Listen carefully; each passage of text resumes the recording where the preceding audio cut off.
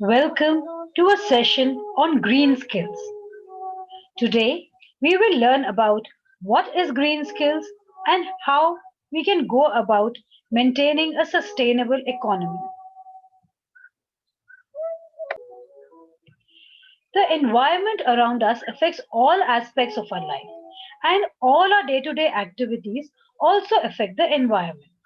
तो जो हम करते हैं वो एनवायरनमेंट को इफेक्ट करता है और एनवायरनमेंट भी हमें इफेक्ट करता है. So those who live in cities get their food supply from surrounding villages and in turn are dependent on forests, grasslands, rivers, seashores for resources such as water, fuel wood, fodder, etc. We use natural resources for food.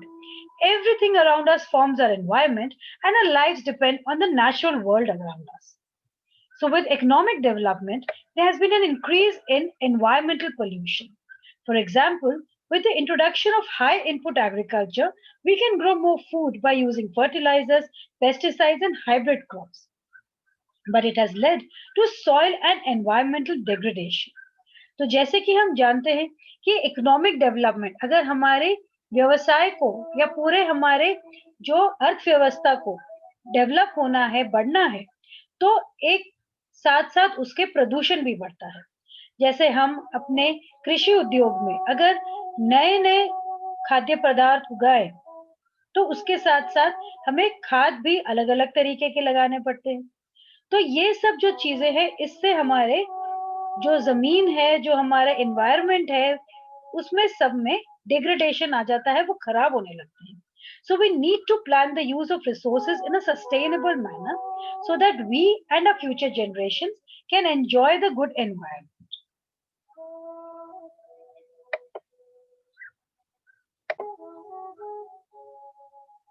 तो आपकी जो नई किताब आई है उसमें से भी देख लेते हैं ग्रीन स्किल्स के बारे में.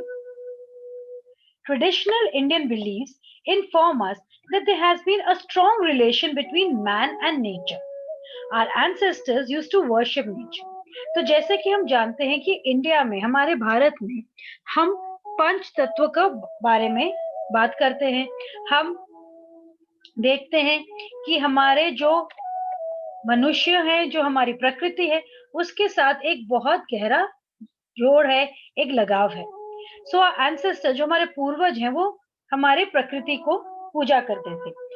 तो सूर्य देवता, हमारी गंगा मैया, हमारे जो पेड़ पौधे हैं इन सब की पूजा की जाती थी. So our ancestors used to worship nature, the sun, the Ganges, the banyan etc.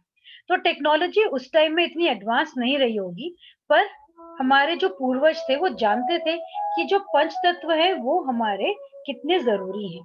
So technology may not have been advanced in those times, but our forefathers knew the importance of the five elements of nature: Prithvi, earth, Agni, fire, Jal, water, Vayu, air, Akash, space. They understood what it means to live without any of these elements. तो अगर ये पांच तत्व नहीं होते तो हम कैसे जीते, ये हमारे पूर्वज जानते थे. इसीलिए शायद वो प्रकृति को इतना पूछते थे.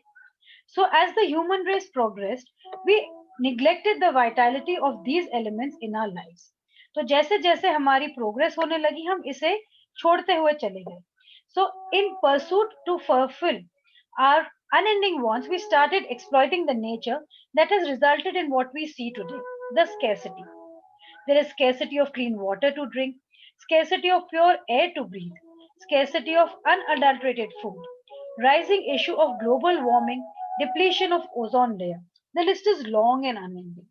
तो जैसे जैसे हम प्रकृति का इस्तेमाल करने लगे, हम उसका ध्यान नहीं रखते थे, तो हमारे जो साफ पानी है वो नहीं मिल रहा, हमें स्वच्छ हवा नहीं मिल रही, साफ खाना नहीं मिल रहा, ग्लोबल वार्मिंग हो रहा है, प्रकृति का पूरा टेम्परेचर बढ़ता जा रहा है. तो ऐसे बहुत दिक्कतें आ रही हैं. तो आजकल सभी इसके बारे में बात कर रहे हैं. वर्ल्ड समिट्स ऑर्गेनाइज किए जा रहे हैं इसके बारे में सोल्यूशन ढूंढने के लिए. So the solution to this problems is only one, which is sustainability. So as per the Collins English Dictionary, the ability to be sustained at a steady level is sustainability. तो हमारे Indian tradition में बहुत time से हम sustainability को अपना चलाते आ रहे हैं। तो sustainability is an art of living where we respect our environment and make use of the available resources only to the extent where we can replenish what is available to us for the accessibility of future generation. तो sustainability focus करता है कैसे human beings शांति से रह सकते हैं, harmony से रह सकते हैं और अपने इकोलॉजिकल डिस्टरबेंस को वो खराब नहीं कर सकते.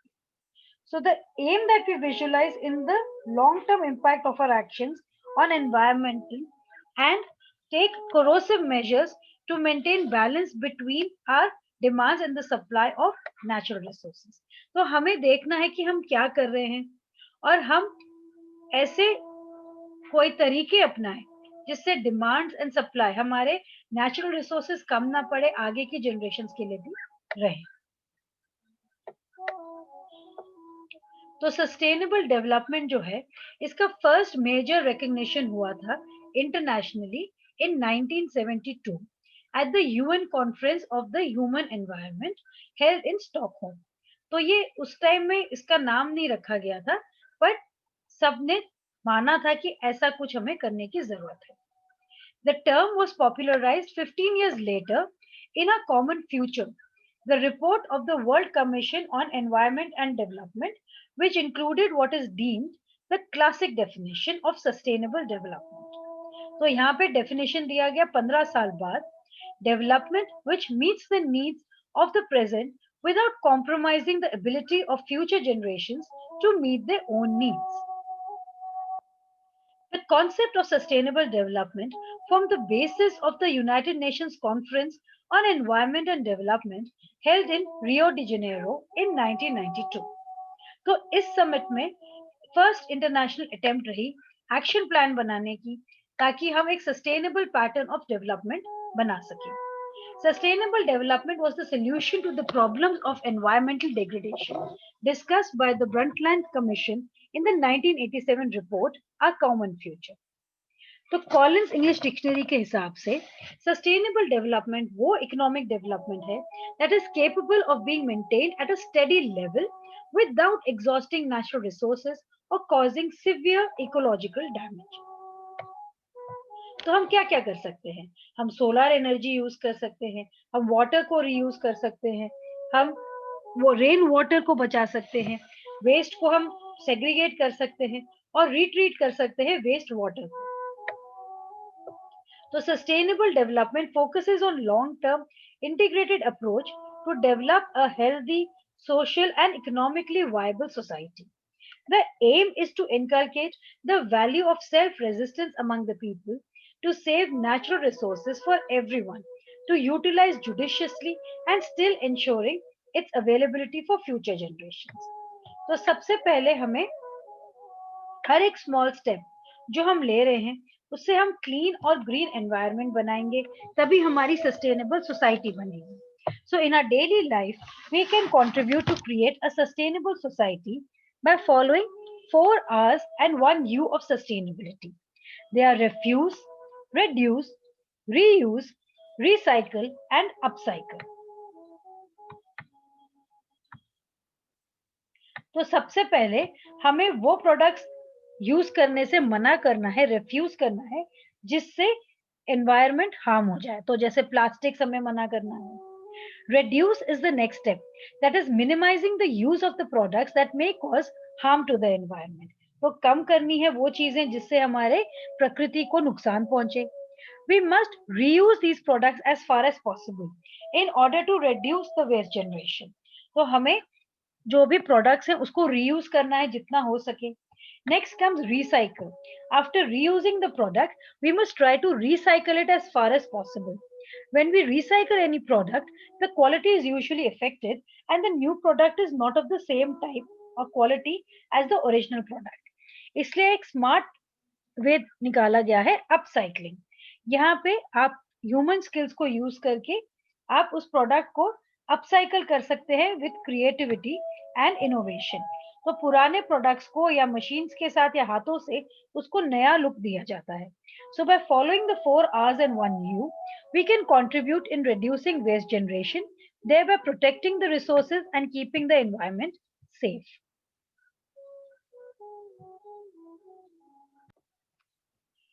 तो जब हम बात कर रहे हैं सस्टेनेबल डेवलपमेंट की, क्या हम और पेड़ पौधे उगा रहे हैं कि हम उसे खराब कर रहे हैं? क्या हम पानी बचा रहे हैं कि हम सिर्फ उसमें कचरा डाले जा रहे हैं अपनी नदियों में? Are we using clean energy और are we burning wood and petrol and adding to pollution? क्या हम नेचर को वापस दे रहे हैं या हम उसमें सिर्फ हवा, पानी और अपने जमीन को इस्तेमाल करके आगे की जो हमारी पीढ़ियां हैं उनके लिए कुछ नहीं छोड़ रहे हैं? तो इन सब का जवाब अगर हाँ है, तो हम सिर्फ अपने बारे में सोच रहे हैं, अपने डेवलपमेंट के, and not long term development.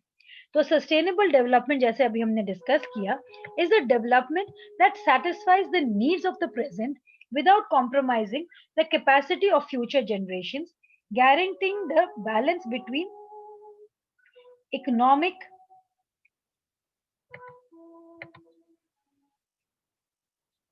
growth and care for the environment and social well-being. So what is the importance of sustainable development? ये जरूरी क्यों है? इकोनॉमिक डेवलपमेंट जैसे हो रहा है, इससे सारे रिसोर्सेज इतने जल्दी जल्दी यूज हो रहे हैं कि हमें आगे की जनरेशन जो हैं, जो अभी छोटे बच्चे हैं या जो आगे आने वाले बच्चे हैं, उनके लिए कुछ भी नहीं बचेगा।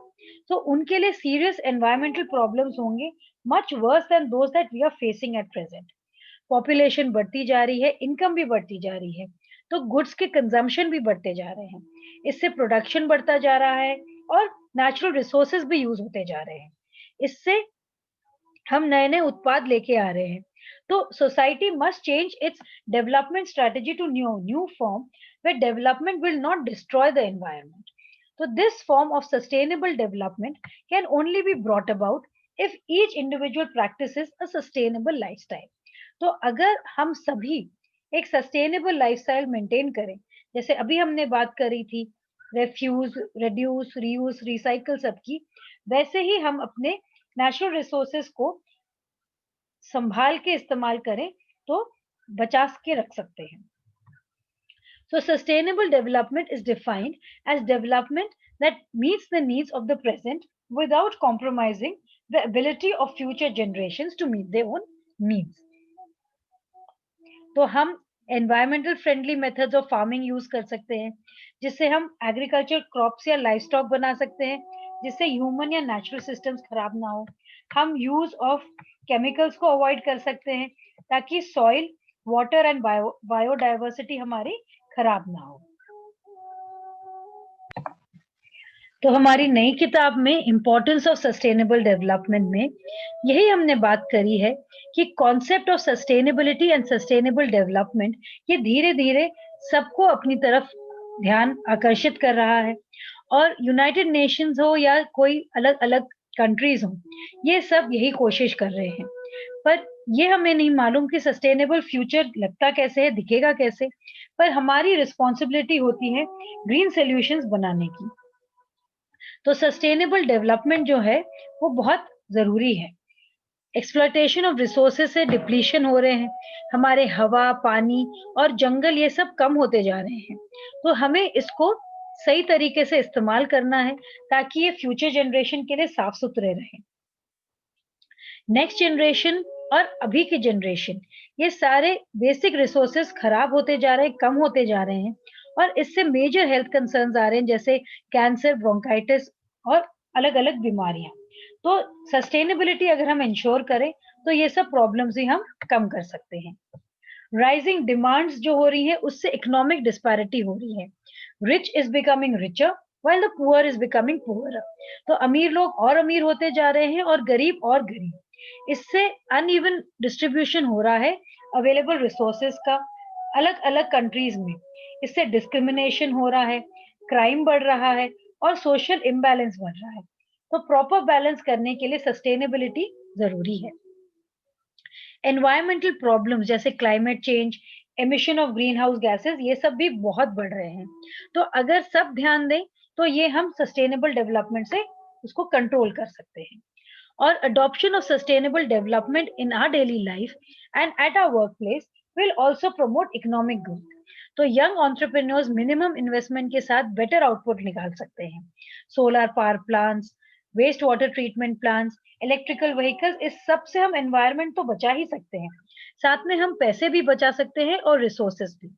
तो जिस इकोनॉमी में हमारे एनवायरमेंटल रिस्क कम हो और इकोलॉजिकल बैलेंस हो, उसे कहा जाता है ग्रीन इकोनॉमी। तो यहाँ पे स्लोगन्स और पोएम्स आपको लिखने को कहा गया है टू प्रमोट सस्टेनेबल डेवलपमेंट। तो आपके harmony, living in harmony with nature, considering all humans as equal, good governance, science and technology उसको अच्छे से यूज करना, और हेल्दी और socially and economically viable society, इस सब से आपके सस्टेनेबल डेवलपमेंट हो सकते हैं। अगले सेशन में हम बात करेंगे सस्टेनेबल डेवलपमेंट गोल्स की।